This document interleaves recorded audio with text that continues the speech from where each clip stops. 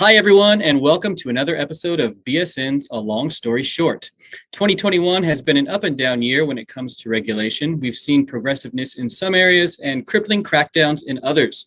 The battle between fostering innovation and protecting investors is a fierce one. So today I'm joined by three experts to discuss and debate our current regulatory environment. We'll be hearing from Syren Johnstone, who is the Executive Director at LLM Compliance and Regulation Program at HKU, Yifan He, who is the CEO of Red Date Technology, and Suleiman Barada, the head of UABdigital. So before we begin today, a quick reminder to follow the social links down below for the latest in global blockchain development. Now, I think we should get started with some quick self-introductions. Syren, would you like to go first? Yeah, sure. So as mentioned, I'm the Executive Director of a Compliance and Regulation Master of Law program at HKU. My research interests in this particular space really started back around 2015. And like most of us, we've gone on what I like to call the vertical learning curve.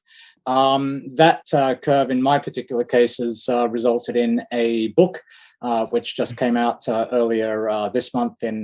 Actually, it came out in October. We're in November already. That QR code there is the plug for the book, and that's about rethinking the regulation of crypto assets, and that's something I'll be talking a bit more about as we get through this particular session. Thanks, Ben. Perfect. Suleiman, would you like to go next? Sure. So my name is Suleiman Barada. I'm tuning in from Beirut, where the General Secretariat of the Union of Arab Banks is located. The Union of Arab Banks is the representative association of the Arab banking sector in the 22 Arab states. It's been around for over 4 decades. UABdigital, which is the unit that I spearhead, was established in April 2020 with the mandate to leave no financial institution behind as the sector transitions into the digital economy. And ever since the inception, we've been driving several movements within the Arab region on when it comes to digital finance, digital banking, and of course, the crypto space as well. I personally am a technology solution provider for 22 years in multiple countries in the Arab region.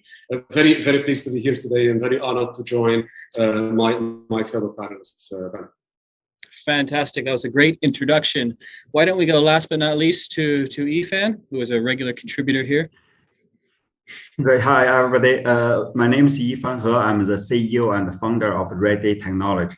And I'm not really an expert here, but because China recently put a very, very harsh regulation on crypto, so I'm and also everybody knows I'm a little bit against the cryptocurrency, so I'm here just give my 2 cents. Okay, thank you. We started already. Excellent. All right. Well, I'll just jump right into it because we have a few questions, and Yifan just brought it up. It's really the elephant in the room about China's recent crackdown. What are your guys' thoughts on that? We can maybe start with Yifan, since you are right here in the heart of it all.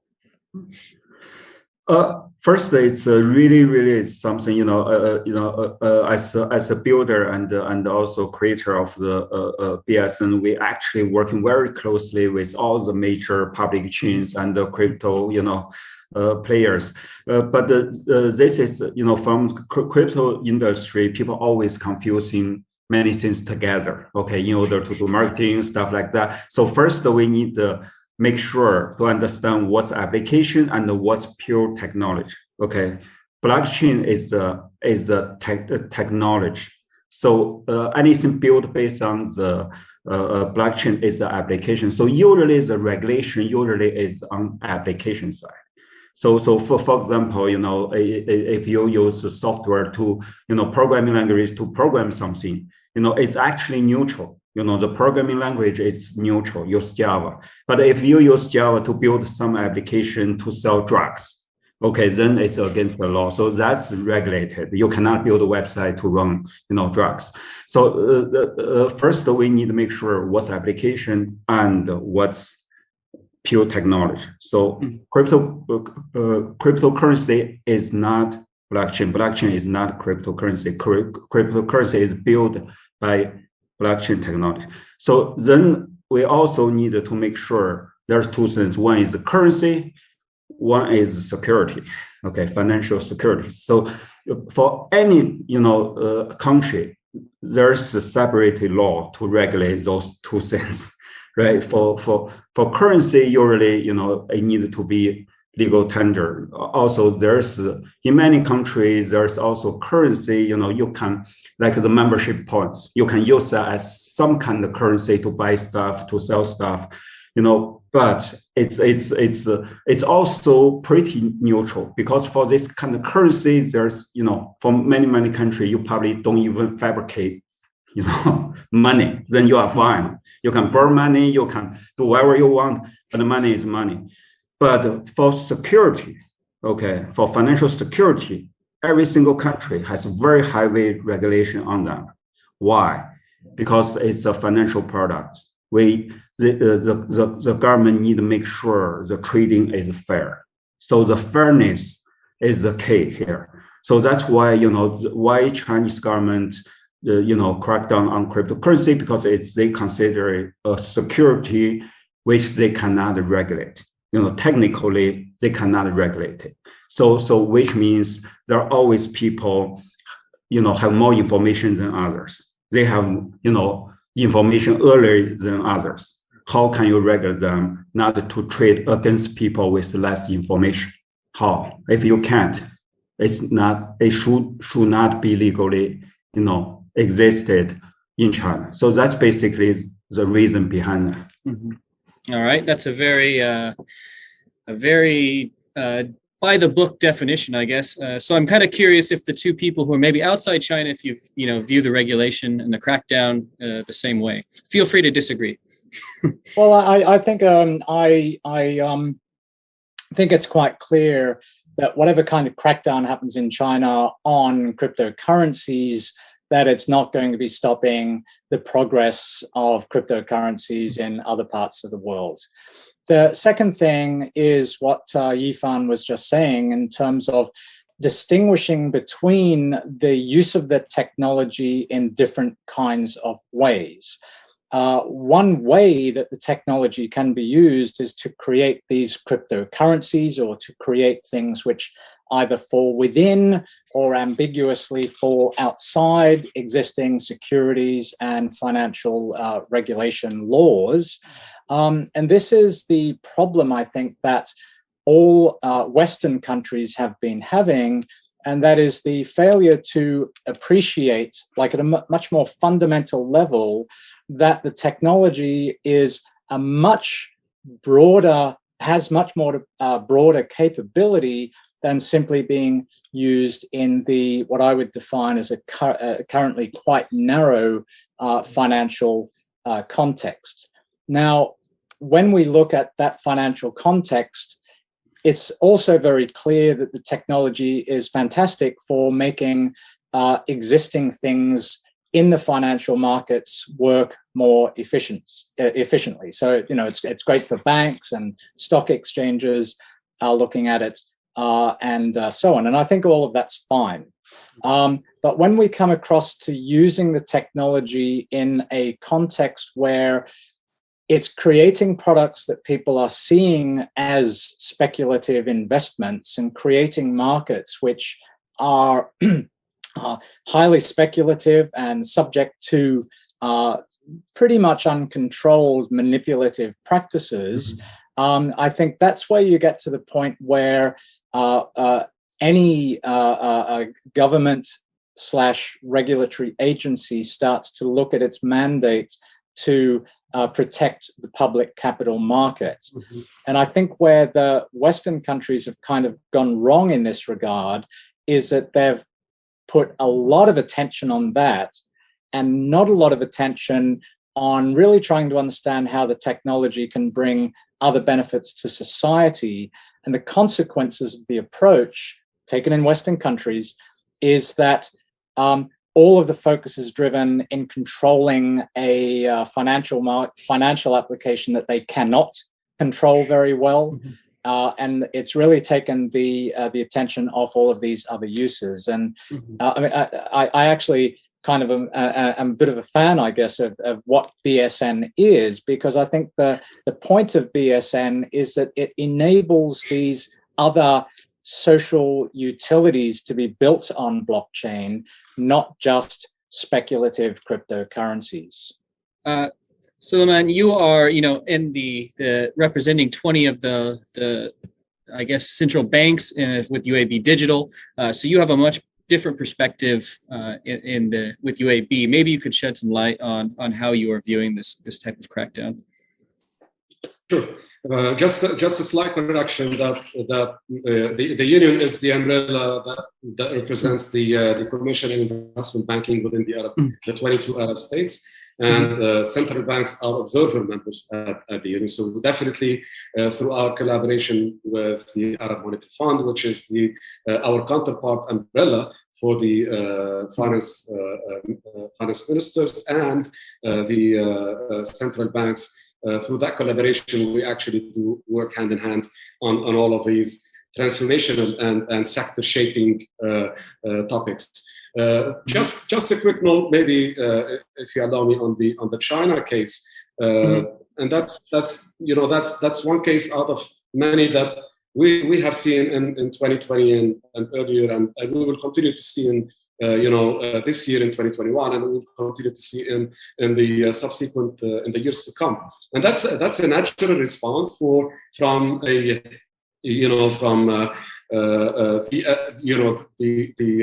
assumed advocate of the public good, right? So governments are there to really watch for the public good and to try and intervene whenever there's something that may actually jeopardize that collective public good. Now, the point today is, if I would step back a little bit, with a simple statement, not everything that goes viral can earn a credential by virtue of that, right? And cryptocurrencies, and I don't mean to really undermine the movement of cryptocurrencies by saying so, but cryptocurrencies definitely went viral, and it has been going viral for the last 10 years. It's not something that's within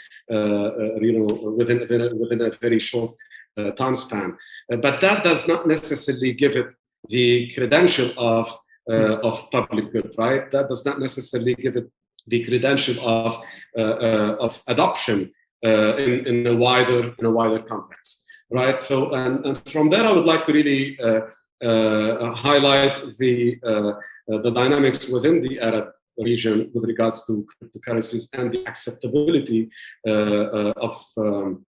of that movement and the use of blockchain for cryptocurrencies in particular. We have been seeing definitely most of the regulators, and if not all the regulators in our region, are taking a conservative approach to it, with only a few exceptions that I will shed the light later on in the conversation when it comes to probably the exchange aspect of cryptocurrencies, but not necessarily in doing direct investments in cryptocurrencies. That is still for governments and regulators, and most of the associations that look after the sector and the public good in this region are still stand clearly against what cryptocurrencies have to offer, and the fact that the drawbacks outweighs the benefits as of this moment in time.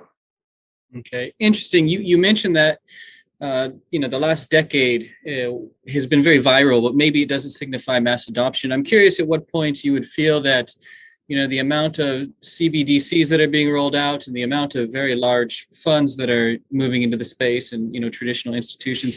At what point would you say, okay, this is not virality, but more leaning towards adoption?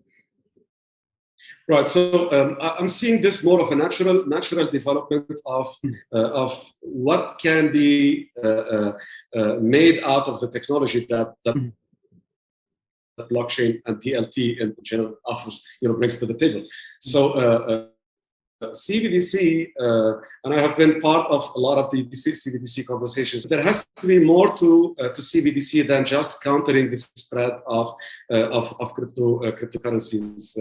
But I do see it a very positive development to leverage the technology that blockchain and DLT brings to the table, and certainly with the necessity of improving the payment systems, the rails, the dynamics to further serve the transition from a conventional economy into digital economy that requires agility in every aspect of it. Right? I see that a very good, a positive development that goes side by side. All the other developments that are happening within the digital finance space, and cryptocurrencies is one of them. Well, I think just on that particular point, we need to look at how the technology is developing over a larger span of time, and we're still very much at what I would call the beginning, or maybe we're entering the middle of the first phase. And this is a phase where financial capital is coming into the technology, and it's looking for a financial return within a relatively short period of time. This is almost a necessary process. If you look at technological innovation over a couple hundred years, this tends to be what happens is financial capital comes in, it wants the financial return, and because the money is flowing into the system, it causes human capital to be brought in, it causes problems to be created and then solved, and that's part of the way that you then start transitioning to this second phase, where the technology starts to be actually serving a more utility in society. But you kind of need to go through that. And I think one of the things that we need to think about when we think about the regulatory response globally or in any particular country is whether or not the regulatory response is facilitating the move into that second phase of producing things for society, or whether the regulatory response is effectively encouraging this kind of whirlpool or echo chamber of just money going around in circles without actually being able to move forward. One thing that I'll reference is back in 2018, might have been 2017, the European Union had this wonderful resolution about all of the different uses that, as they called it then, distributed ledger technology could be used for. Talked about empowerment of individuals. But ever since then, the last few years, all of the direction that the Europeans have taken is as though the technology is only a financial tool. And I think that's really an unfortunate turn. But as I say, if that's a turn that lets us get to a certain part of phase one that lets us start to move on to the phase two, then I think that it's kind of okay. But we really need to think carefully about how to not just stay in this blockchain equals cryptocurrency equals financial product cycle. That's bad. It's good for a while, but eventually it gets bad if we don't break out of it. Yeah. I mean, this is really the point. My entire company, devoted to do is basically to, blockchain technology is a little bit different from other technology because it came from application, Bitcoin. So basically, Bitcoin is invented. Then people understand it and extract, different technology out of it. Then build other, public chains stuff. So the technology I really want to get out of it is a communication technology, because I personally think it's why this crypto or public chains they can even have today is because they change the regular internet communication into a broadcasting way. The multiple ID system can communicate just like we are in a conference call. Instead, we call each other 2x2 to communicate. It's in a conference call. If you consider this a communication protocol kind of technology, then you can apply to any IT system. As long as your IT system want to communicate with more than one other, counterpart, then how to communicate? You can pass the data one to another one, then to another one, or you can, as a centralized system, pass to other system, but other systems don't communicate with each other. So there's always, just like phone calls, you can consider just like phone calls. So what's the best way to make a phone call with more than 2 people? Conference call. So it's actually a much better way to communicate. If we really define the crypto, blockchain, this name is wrong. I think it should be another name to describe the better communication. Then you can. I mean, in fact, it's funny you say that. I also think that blockchain is the wrong description for this technology. And in fact, in my book, I don't call it blockchain. I call it cryptographic consensus technology, because as Yifan, as you say, it's a new kind of communication tool. But within that communication tool, it allows this magical consensus to be formed between people who just don't need to know each other. On the conference call, you kind of need to know other people's names or their telephone numbers. This is exactly, I have been trying to find someone to talk about this for 2 years. Okay, but I don't agree here. Is for the communication protocol, it doesn't need to reach consensus, as a goal, which means we can have a conference call and we disagree with each other and we fight with each other, but it's still a conference call. So I think the next layer is consensus. Why? Millions of people can work on the public chain or crypto together, because it's much easier for them to reach consensus with this new broadcasting communication. So consensus actually is the next layer. Then with this kind of consensus, then you can build a cryptocurrency, you can build other financial products, you can even build a government voting system, government legislation system, to make the communication better. But there's also some cases is we still need a faster communication, but we don't need a rich consensus. We just store the data and process data with each individual systems. So I think key here is still communication. Yeah, I mean, look, I agree with what you say, and I think another way of putting that forward is to say that what the technology allows is different institutions to take form. We have, if you look at the history of the corporates, it used to be that you can't have a company, it's all the king's business. And then gradually we were able to incorporate private companies, or first of all by royal charter, and then anybody can incorporate. But we've still got this very hierarchical structure where there's the shareholders, the providers of capital, there's the managers of capital, and there's the users of the products. And it's extremely hierarchical. Back in the 1980s, there's a whole body of really interesting literature about electronic markets and how the internet would allow electronic markets to form. And if you take that and then you now move it forward to the context of today, where we've got cheap internet, cheap computing, and we've got this consensus technology floating around, it's more than just electronic markets. It's actually electronic institutions that are not hierarchical. They're kind of flat hierarchies. Yes. Okay. Yes. Where the difference between capital provider, capital manager, and product user, it's all collapsed into whatever the code provides for. And this is amazing. And this is something which was just not possible last century. And we do need to remind ourselves that all of the laws that we're struggling with these days, all securities regulators are struggling with it, is they're applying a toolkit which was built to deal with a different kind of phenomenon.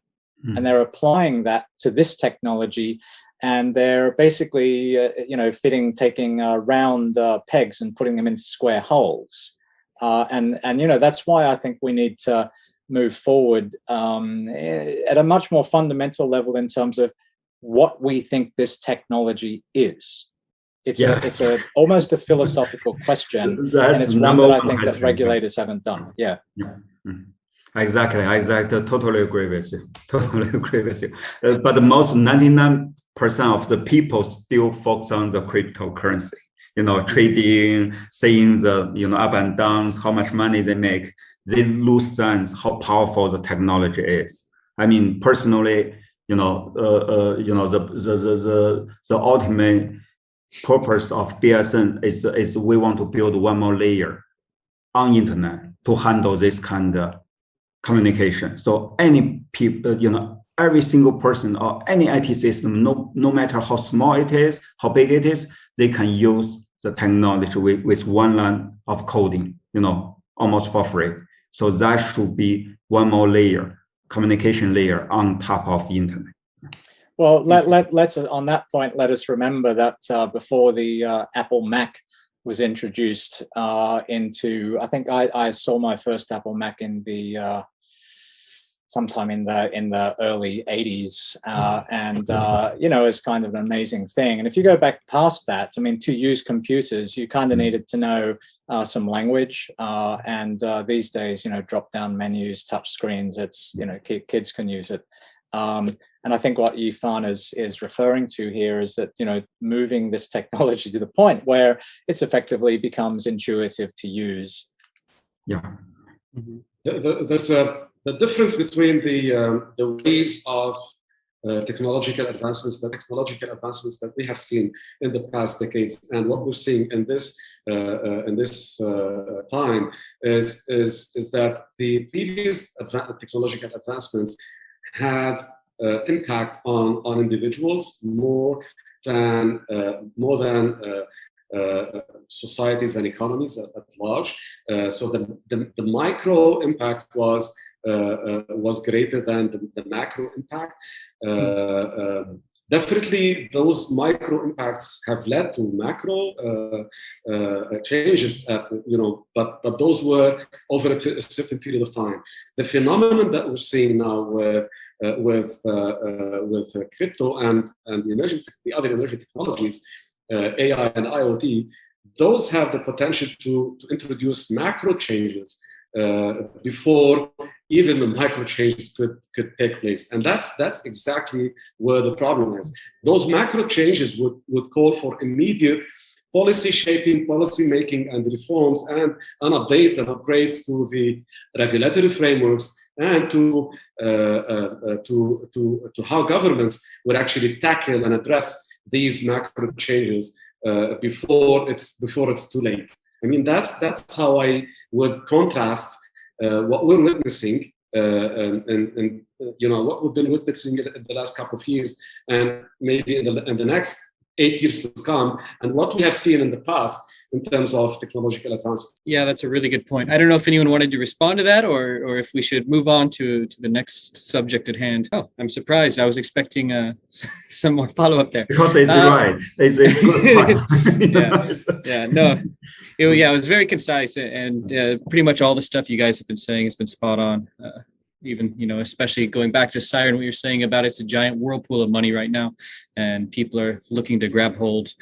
But yeah, the one topic I think we have to hit on because it's so relevant now, and the ETF in the US situation, because there's a long list of ETFs that are waiting to get approved or have been approved. And a lot of people have always looked at this going back to 2018 or 2017, that this would be the turning point, right? Where institutions could start to feel safe about putting their investments into cryptocurrencies, whether it's indirect or directly. So I'm curious about your perspectives on this situation. Are we at a watershed point, or is this just one step in a long journey that's, will continue to clash with regulators along the way? So I don't, I'll give a very brief answer to that. Personally, I don't think it's a watershed moment. I think this is I think, as I'm not sure whether it was Yifan or Suleiman said it before, but just a natural progression along a journey.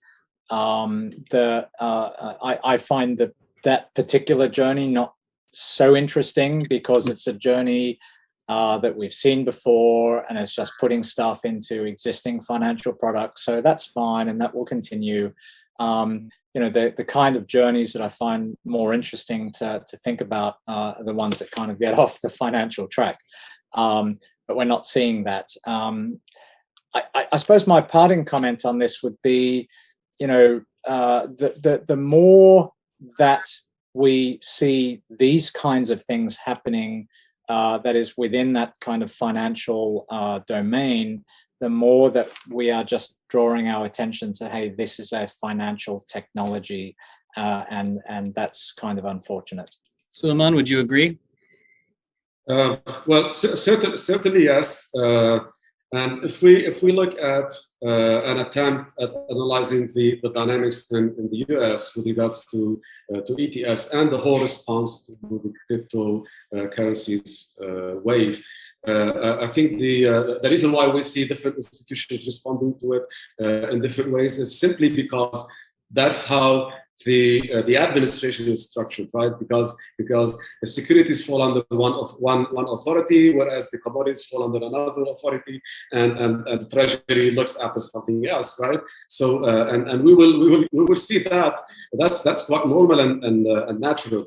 So each authority within a jurisdiction will respond to cryptocurrencies in a way that addresses the implications within their scope of oversight, right? They are not supposed to comment or address anything that's outside their scope of oversight, and that's how I would address and how I would interpret the differences in the responses of different agencies within the same jurisdiction. We will see that in multiple other jurisdictions as well, depending on the structure of the government and the monetary system. Now, back on the ETFs, I think the seeing ETFs in the US is not a sign that it's not a turning point. It's just an attempt to normalize the trade in cryptocurrencies and contain that trading activity within a relatively more regulated environment, right?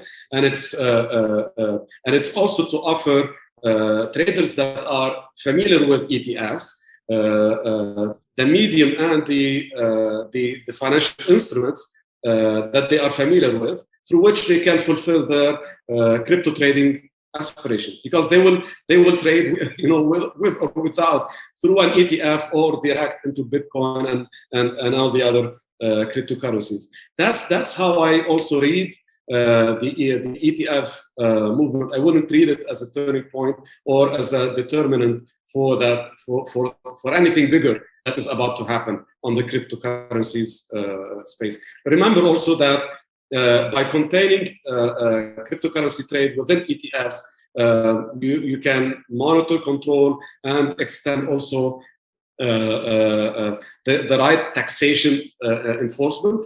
So that's I would see it happening for that purpose rather than to show any flexibility to trade in cryptocurrencies, or actually to increase adoption in cryptocurrencies. I'd like to just make one sort of comment on that, because I think Yifan probably wants to respond on the ETF perhaps, but I think Suleiman put it exactly right when he's talking about a securities regulator is designed to regulate securities. It's got an ambit of powers. It's the way that it thinks about things. And I kind of think of this as the DNA of different regulators. I mean, look, I only have two hands. I can't do things with three hands because this is my DNA, right? And just the reason I chip in and mention that is because I think Suleiman expressed it very nicely.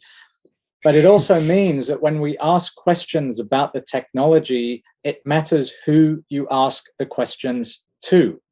If you ask the question to a securities regulator, you get a securities regulator answer. If you ask a horse something, the horse gives the horse's answer, right? I'm certainly not calling securities regulators horses, but I mean, it's about DNA. It's about what something is designed to do, determines the kind of response it is able to give. So I just wanted to chip in there. Yeah. Inherent bias. That's natural. Everybody is the best. so it's just like who ask me what. For most things, I'm best. So, but the ETF is a financial instrument. So that's why, you know, I think it's a very positive for the, you know, US financial market. They at least trying to find some way to enforce fair trading. Okay, because this is two different things. It's a fair trading or it's risky or not.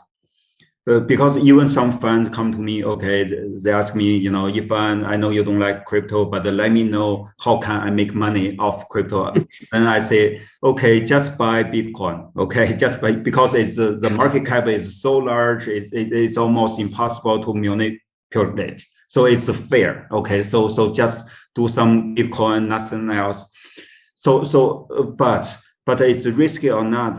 I think like Suleiman just said, it's an instrument. Then government can really have some, you know, control or regulation on. It's even become possible because for public exchange crypto, how you even regulate them? Okay, they can trade from Europe, you know, on public exchange, go through a DeFi, you know, decentralized exchange. There's nothing you can do.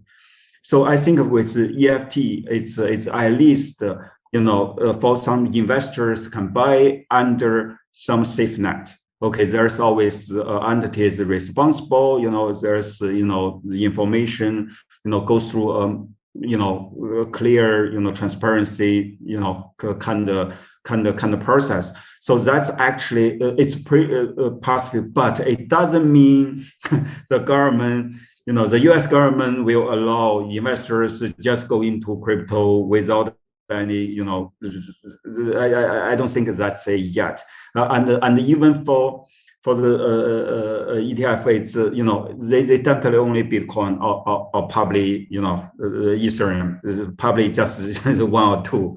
They definitely don't expand that to all kind of cryptocurrencies. It's still, you know, it's that easier can the cryptocurrency be, you know, manipulated, you know, but basically it's, you know, because we are working with all the public exchanges. I mean, someone can do a research, okay, analyze all the major announcements and the price for all the cryptocurrency. You will find all major announcement before that the price, you know, spec. Then after announcement, it dropped down.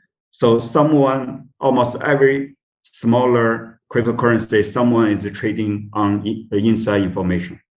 Okay, how you even stop that? There's no way you can stop that. So, yeah. All right. Well, I guess we'll always remember this as the episode that Yifan recommended we buy Bitcoin. No, not really. But if you really want to buy, you say, if I don't buy some cryptocurrency, I will jump off the building. Then please buy some Bitcoin. Yeah. All right. I do, because we have Suleiman here, you know, and a lot of times the space gets so caught up around what is the US doing and what is China doing. And right now there's actually quite a few people who are moving towards spaces like Dubai, right? They're quickly becoming very crypto friendly and crypto capitals. So I'm wondering if you could shed some light on your interpretations and perspectives of the Middle East and how the regulation is developing there.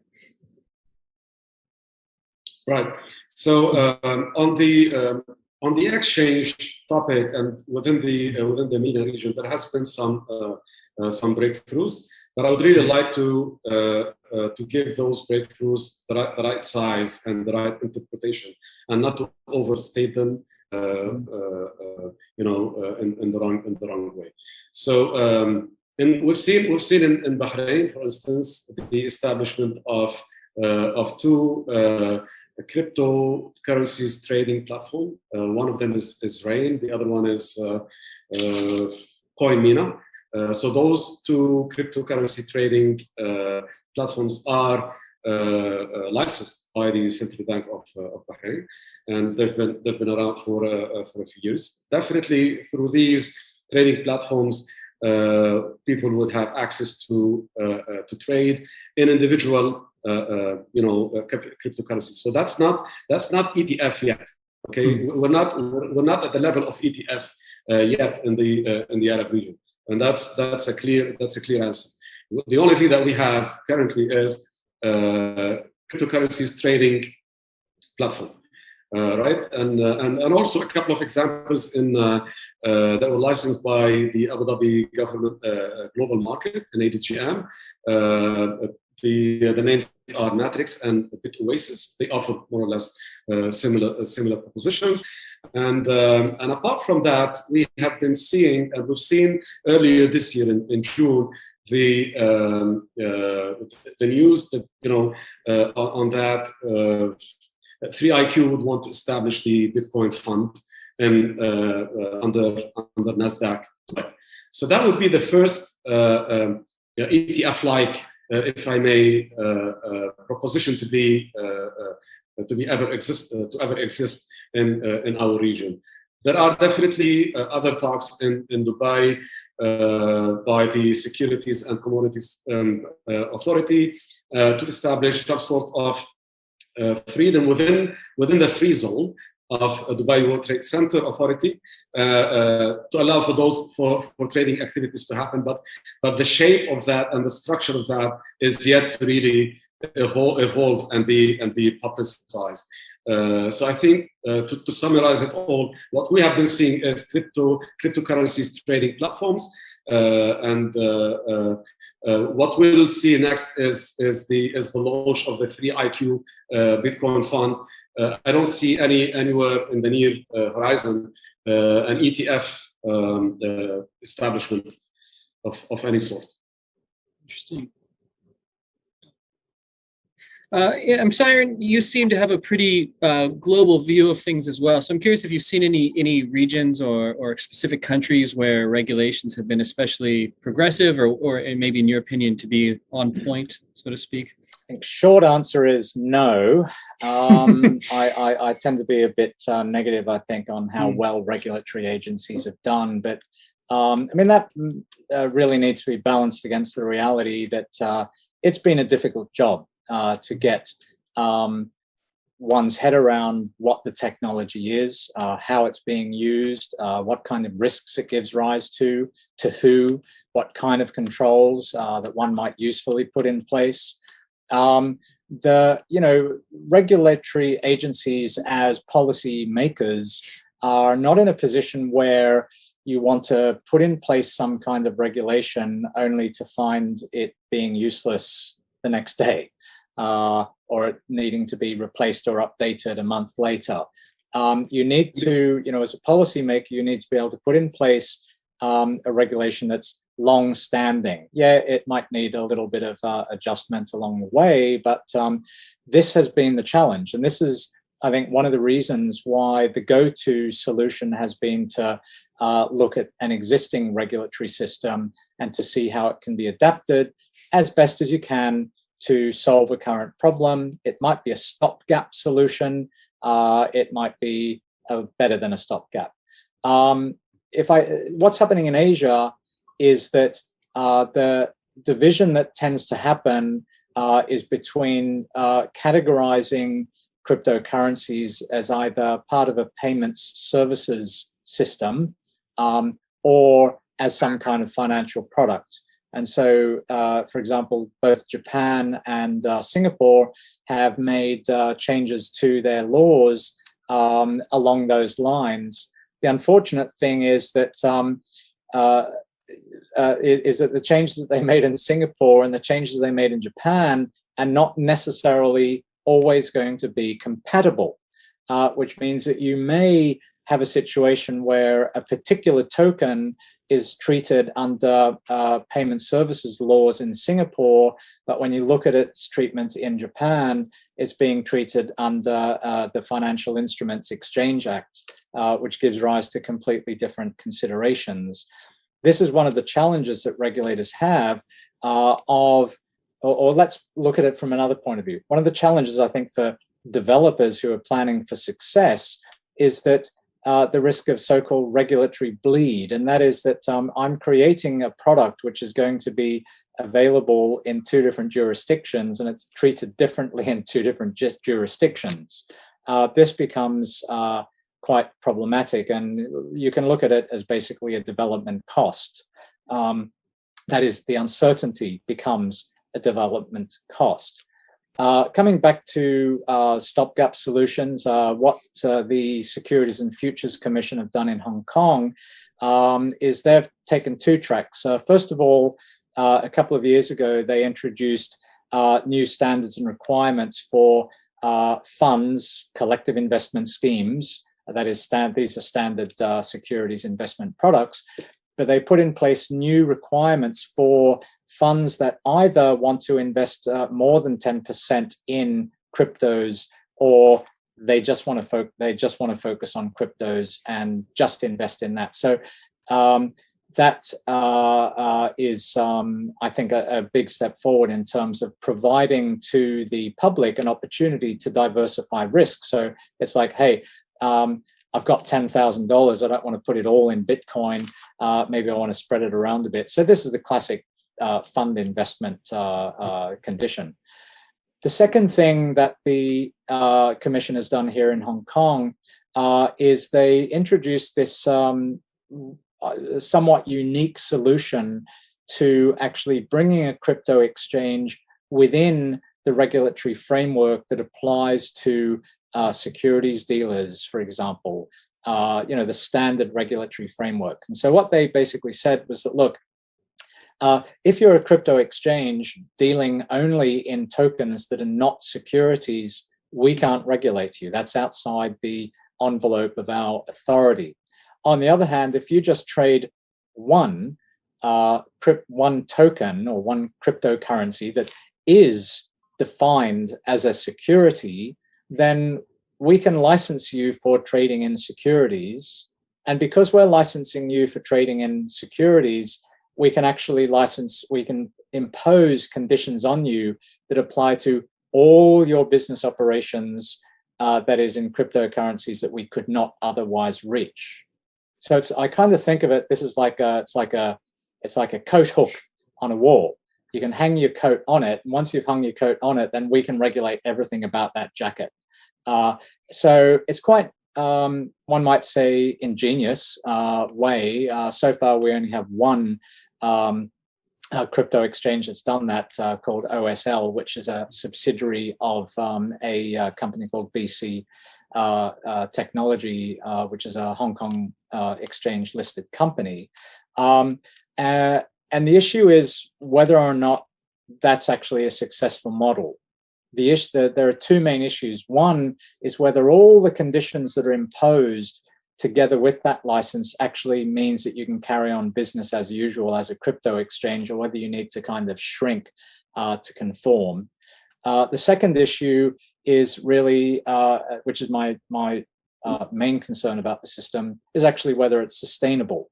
Coming back to the DNA point we were discussing before, is the Securities and Futures Commission was not set up to regulate crypto exchanges, yet this is now what they are effectively doing.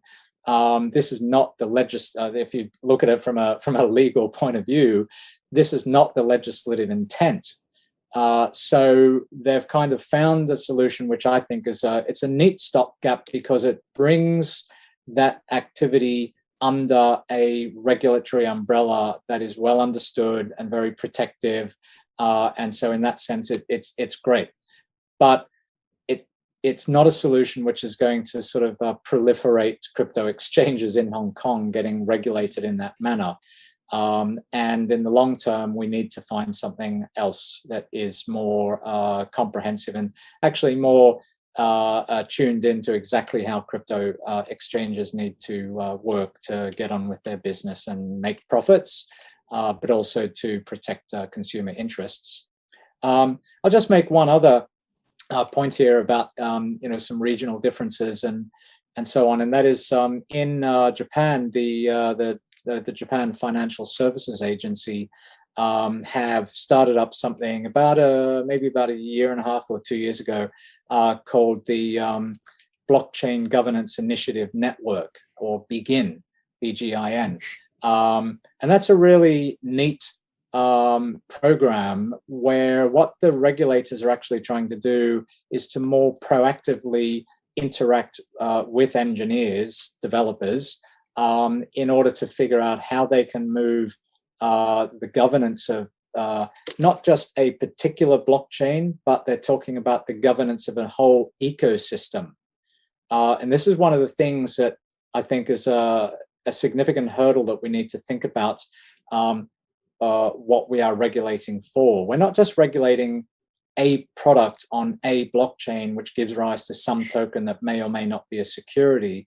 But ultimately, what we want is an ecosystem where you have many different blockchains that are interoperable and that are subject to some kind of ecosystem regulation that makes it a viable ecosystem that can grow and develop, that people can participate in without danger of losing their pants if they do that. And I'm not sure at the present point in time that enough attention is being put into this ecosystem development aspect. Interesting. Yeah, Syren, you touched on 2 points that I think we probably could have spent an hour talking about on their own, in terms of like the regulation of crypto exchanges itself, and then also just regulation in Hong Kong, because that's quite interesting. Yeah, it's obviously going to be difficult for someone like OSL to compete with the other exchanges in Hong Kong, such as, well, before FTX and Bitfinex and some of these other giants. But yeah, I think maybe we could move on to another subject, because we are getting to the top of the hour here. So maybe we could talk a little bit with some more forward-facing questions, and just maybe just more general about what does the future hold for these cryptocurrency regulations. Do you see these current exchanges? You have like Binance and FTX, which are kind of spreading quickly around the world. Do you see them getting beaten back into more like regional, the regulated areas, or is the technology too powerful, right? I guess this is a very broad statement question. You can take it any way you want, but maybe we can start with Suleiman, because he hasn't chipped in a while. So regardless of how powerful the technology might be, and how noisy the viral spread of a technology application could go. I think what needs to happen is what is right for the public good and for the right socioeconomic motivations of the nations, the regions, and the world as a whole. And I would really like to comment on what Syren had to say and the insights that he brought from the dynamics of the regulators trying to address how things can be regulated. Any repurposing of the conventional regulatory frameworks is destined to fail, right? What needs to happen, and back to your question, Ben, what needs to happen moving forward is for regulators to regulate and to develop frameworks that are meant and designed for the digital economy, that are not really pulled from any existing framework and patched or reworked or repurposed to look like it's fitting nicely within the existing dynamics. That is going to be the best recipe for failure, right? But I can certainly understand that regulators may not necessarily be able to respond to all of these regulatory requirements quite quickly, because to be honest, their backlog has got too big and humongous. Especially that they have to attend to a lot of the regulatory requirements and the licensing requirements that are coming, and the requests that are coming from fintechs. They need to attend to open banking. They need to attend to CBDC now. They need to attend to licensing digital banks. So let's also be fair and pragmatic. Those the regulatory bodies were not designed to act at the same speed that the private sector would actually act. So I'm seeing in the next wave, a good amount and a good deal of capacity building is going to happen, and at least I'm reflecting what is going to happen in our region. We are addressing now capacity building first and foremost because they need help. they need to be brought up to speed. They need to have the necessary knowledge so they can understand the dynamics, the changes, the macro changes, and so they can jump on the backlog and initiate some good regulatory frameworks development. That's my take, Ben, on what the future may hold. The short future is going to witness heavy and intensive policy making, but before that, a lot of capacity building has to happen. So regulators are up to speed, and not only up to speed, but also up to knowledge to attend to the wave. Spot on. Very good. Syren, do you have any, I guess, same question for you if you want to take it in the same direction or go somewhere else? I might pass it on to Yifan so as not to take up too much speak time on this. Oh, okay. So this panel is very informative. Okay, it's very. Actually, I think what Sarah just said is put together is a paper. Okay, it's a paper for the crypto regulations. 5 cases. That's the book on the QR code. Oh, really? Okay. Scan that barcode. Okay. So there, from our discussion today, there's actually 5 cases. From the toughest to the loosest. Okay, the toughest is China. They just kill everything. Okay, we don't like it. Don't even bother me. I ban everything. Right now, only holding crypto is illegal. Trading, even publishing the price, the crypto price is illegal. So we kill you. Okay, this is the toughest. Then like Hong Kong and the US. Basically, I use existing security law to regulate. Okay, it's very harsh actually. But the problem for that is whoever is in Hong Kong under that kind of regulation, there's no way they can even compete with anyone out of Hong Kong. So that business won't even exist. Okay, in 10 years because it's a public chain. It's not the Hong Kong stock exchange. They need to go to Hong Kong to trade. They can trade in the US. So whoever run exchange in Hong Kong cannot compete with anyone outside Hong Kong. So that business won't even exist after 3 years. Then the third one is Japan. They are not too harsh. They are trying to understand this technology, where that goes, and the ecosystem, try to build a new regulation on the ecosystem. I think this is the smartest. Then the next one, Singapore. They even treat this as a payment services. That's surprising. That's the first time I heard this. This is surprising because the name has a currency doesn't mean it's a currency. Okay, doesn't mean it's a payment method. So this is very losing. They don't even consider this as security, as a financial services. This is very loose. Then I think we can also find a country have no regulation. Those exchanges can come here and do whatever you want. So this is, I think, right now the landscape of the crypto regulation. Well, and El Salvador as well, which has adopted it. Yes. So I think this is already a paper here.